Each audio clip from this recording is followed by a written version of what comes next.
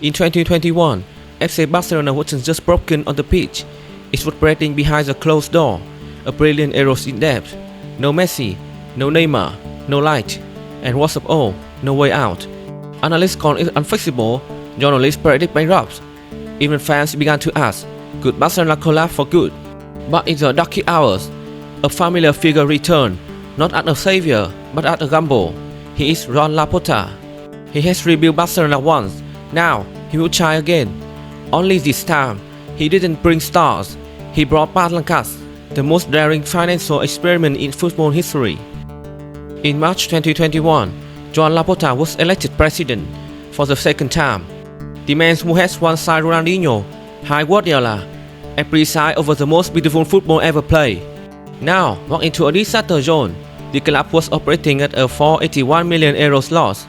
They had violated La Liga financial fair play rules. They couldn't register new signings. They couldn't even afford to keep Messi. Laporta didn't smile this time. He stood at the podium and simply said, "We inherit a club in a very delicate situation, but we will find a way." The way? Palancas. In Spanish, palanca means lever. In Barcelona, it means let's sell tomorrow so we can survive today. Laporta and his board approved a controversial strategy. They would sell chunks for future revenue, TV rights, merchandising, licensing, in exchange for immediate cash. It was risky, it was desperate, it was their only shot. Barça has no liquidity, no credit line, no investor, but they still had something other wants, the Barça brand. If they pulled it off, they could buy again, compete again, and believe again. If not, they would go bankrupt publicly. It was the ultimate high-stake gamble. In the summer of 2022, Laporta activated the first palanca. He sold 10% of future La Liga TV rights for the 25 years, receiving 267 million euros. Then came the second, another 15% of TV rights for over 400 million euros. Then a 49% stake in Barça Studio, the club digital content division. By July, Barcelona had generated over 700 million euros in fresh cash. The football world gasped. Some praised Laporta's audacity, others mocked him. He's selling the house to pay the bill. But Laporta was unmoved. This is not marketing our future, this is securing our present. With money flowing again, Barcelona went shopping fast. They signed Robert Lewandowski, the world's deadliest striker, Juan Koundé, Rafinha, Christensen, Marcos Alonso and Bellerin. Re-signed Dembele, chased and failed to land Bernardo Silva. It was surreal. How could a club had just announced 1 billion euros in debt, spend more than almost every club in Europe? The answer is Palancas. Laporta promised fans a winning team. Xavi needs tools to build it.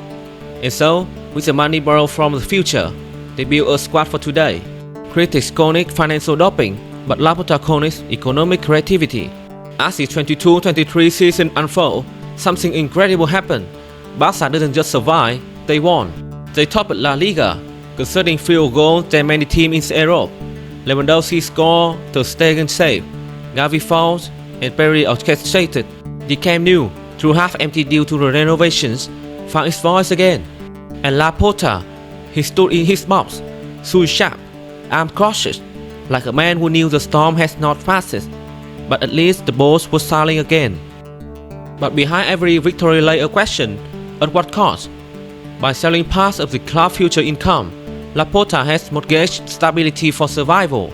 Barça now owes billions in future revenue to investors. The club couldn't use money from the Barça Studio anymore. La Liga imposed stricter salary limit. Even player registration became a struggle again in 2023. And worse, some of the new signings, Garcia, Ferran Torres, and Eric Garcia, didn't deliver.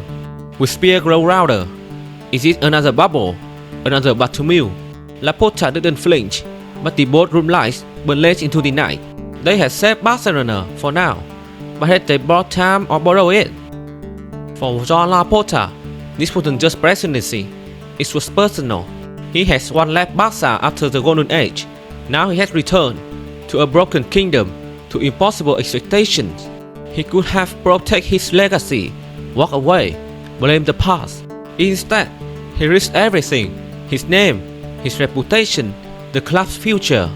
He believed that if he could just give the team a chance, just by time, Barcelona could rise again. With every palanca, he whispered, "Give me one more season, just one more chance to fix it." And he got it. But it came at a price no one will fully understand until years from now. Perhaps the most painful moment came when Barcelona considered selling parts of La Masia, the soccer academy that built the club. They didn't go through with it, but the facts it would even discuss show how far the crisis has pushed them. In saving the body, Laporta nearly sold the sound. But then something happened. The sound saved itself. While Laporta pulled financial levers, Xavi pulled tactical one and trust the dots. Yamal, Gavi, Kubasi, Fermin, and Bande. They weren't bought, they were rights. They play not for salary, but for legacy, not for brand, but for badge. And in their movement, their passion, their fearlessness, fans saw Barcelona again. That's the twist in this story. While Laporta's song pace is the club to survive, La Masia gave it life again. So now we are arrived here. 7 chapters, 7 stories. A club that once ruled the world, then lost its soul, and somehow found it again. From the betrayal of Neymar, the failure of Griezmann, Coutinho and Dembele, the heartbreak of Messi goodbye, the arrival of rookie coach named Xavi, the rise of Pedri, Yamal, and finally, the high-risk gamble of Laporta Palancas.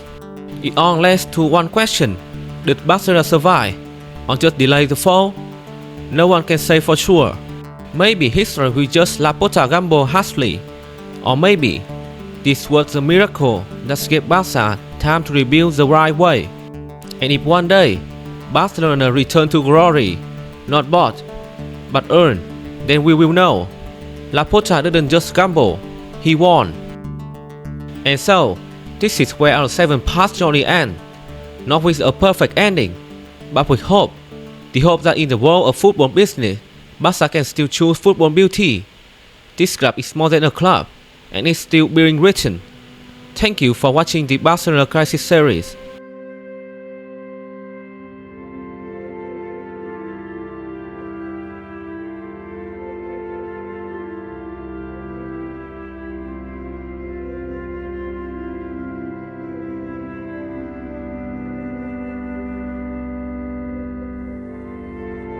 That brings us to the end of the video. If you enjoyed it, don't forget to leave a like and subscribe. It really helps us to keep creating more content like this. Thanks so much for watching.